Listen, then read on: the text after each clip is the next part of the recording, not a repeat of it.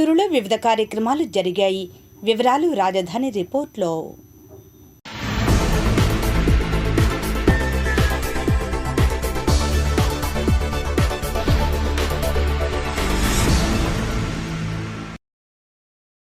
రాజధాని ప్రాంతమైన మందడం గ్రామంలో కట్టా రాజేంద్ర నివాసంలో ఫార్మర్స్ వెల్ఫేర్ అసోసియేషన్స్తో పాటుగా జేఏసీ సభ్యులతో సమావేశం జరిగింది. ఈ సమావేశంలో రైతు ప్రతినిధి మాదల వాసు మాట్లాడుతూ రైతుల సమస్యలు ఎప్పటికప్పుడు అంతే ఉంటున్నాయి, కానీ పరిష్కారం కనపడడం లేదని వాపోయారు. త్రిసభ్య కమిటీ కూడా నామమాత్రంగా రైతులను పిలుస్తున్నారు, కానీ ఏ ఒక్క సమస్య కూడా పరిష్కారం చూపడం లేదన్నారు. ఈ కార్యక్రమంలో కట్టా రాజేంద్ర ప్రసాద్, అనిముల బాలమురళీకృష్ణ, కొండెపాటి సతీష్ చంద్ర, స్వరాజ్యరావు, బెల్లంకొండ నరసింహారావు, జోదాల చలపతిరావు, జొన్నలగడ్డ కిరణ్ కుమార్, వేదవతి, ఇందుర్తి నరసింహారావు, ఆలూరి శ్రీనివాసరావు, బెజవాడ రమేష్ బాబు, పువ్వాడ సురేంద్రబాబు తదితరులు పాల్గొన్నారు.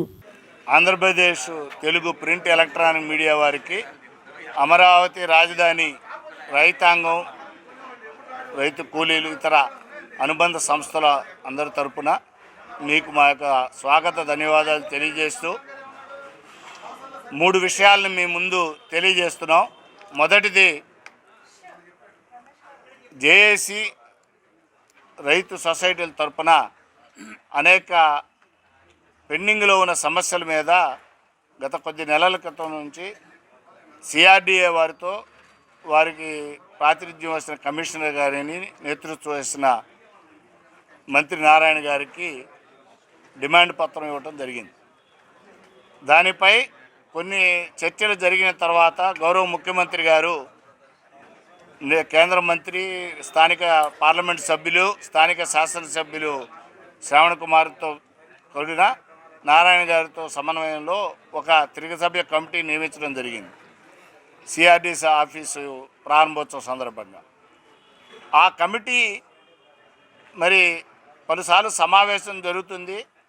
వారు మీడియా ముఖంగా కొన్ని సమస్యల గురించి వారు ఏం పరిష్కరించారో తెలియజేస్తున్నారు, కానీ వారు రైతు ప్రతినిధులతో, జేఏసీతో ఏ సమస్యని వారు ఒక కాల పరిమితి నిర్ణయించుకుని అది వెబ్సైట్లో పెడుతున్నారు, కానీ సమస్యల పరిష్కారము అంతిమ దిశకి చేరట్లేదనే భావన ఎక్కువ మంది రైతాంగంలో ఉంది. కాబట్టి ఈ సమస్యలపై తొలుత త్రిసభ్య కమిటీ జేఏసీతో సమావేశమై ప్రతి ఒక్క పెండింగ్ ఇష్యూ మీద వారి జరిగిన చర్చల సారాంశం, తీసుకున్న నిర్ణయాలు, ఆ నిర్ణయాలు ఎప్పటిలోగా కార్యాచరణ సాధించి అది జీవో కానీ ఆర్డర్స్ కానీ విధించి వాటి ద్వారా సమస్య అంతిమ పరిష్కారాన్ని చూపించే విధంగా సాగాలని, ఆ సమావేశాన్ని వీలైనంత త్వరగా, రేపు 13 అయితే పార్లమెంటు అయిపోతుంది, కేంద్ర మంత్రి గారు కూడా ఉంటారు కాబట్టి ఆ పైవారం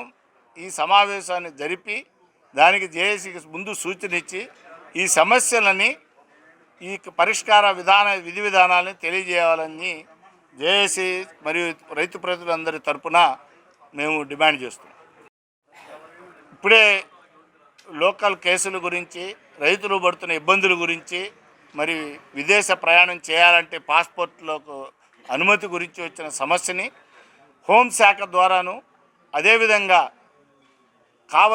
ప్రభుత్వం తరపున ఒక డెడికేటెడ్ అంటే నోడల్ ఆఫీసర్ని నియమించి 1 నెల రోజుల లోపల పెండింగ్ ఉన్న ఈ కేసులన్నిటి యొక్క ఛార్జ్ షీట్ కానీ ఎఫిడవిట్ కానీ ఫైల్ చేస్తూ వెబ్సైట్లో ఈ కేసులు ముగించడం, తద్వారా వారికి విముక్తి కలిగించడం చేయాలని రెండో డిమాండ్ చేయడం.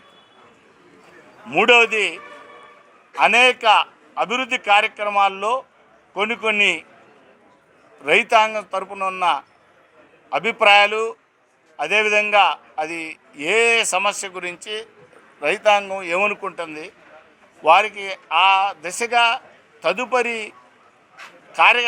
కార్యక్రమం చేసే ముందు సిఆర్డీఏ దీన్ని విస్తృతంగా చర్చించి రైతాంగం మెజారిటీ ఆమోదం తీసుకొని ఆ మార్పులను కూడా ఈ నిర్మాణ నిబంధనల్లో చేకూర్చాలని మూడో డిమాండ్ చేస్తుంది. రాజధాని పరిధిలోని పశ్చిమ బైపాస్ రోడ్డు పనులు దాదాపుగా పూర్తయ్యాయి. వెంకటపాలెం టోల్గేట్ వద్ద గుంటూరు వైపు వెళ్లే వాహనాలకు అనుమతి ఇచ్చారు. వెంకటపాలెం నుండి మంగళగిరి హైలాండ్ వరకు రోడ్డు పనులు కాగా ఇప్పటి వరకు గొల్లపూడి వైపు నుండి వచ్చే వాహనాలు వెంకటపాలెం వరకు మాత్రమే వచ్చి కృష్ణాయపాలెం మీదుగా మంగళగిరి వెళ్లే పరిస్థితి ఉండేది. గొల్లపూడి నుండి మంగళగిరి వరకు పశ్చిమ బైపాస్ రోడ్డు దాదాపు పూర్తి కావడంతో కార్లు, ద్విచక్ర వాహనాలు మాత్రమే వెళ్లేందుకు తాజాగా అనుమతి లభించింది. కాజట్ టోల్గేట్ వద్ద NH-16 వద్ద పశ్చిమ బైపాస్ కనెక్టివిటీ పనులు జరుగుతున్నాయి. మార్చి 31 నాటికి పెండింగ్ పనులు పూర్తి చేసి పూర్తి స్థాయిలో పశ్చిమ బైపాస్ అందుబాటులోకి తేవాలని అధికారులు ప్లాన్ చేస్తున్నారు.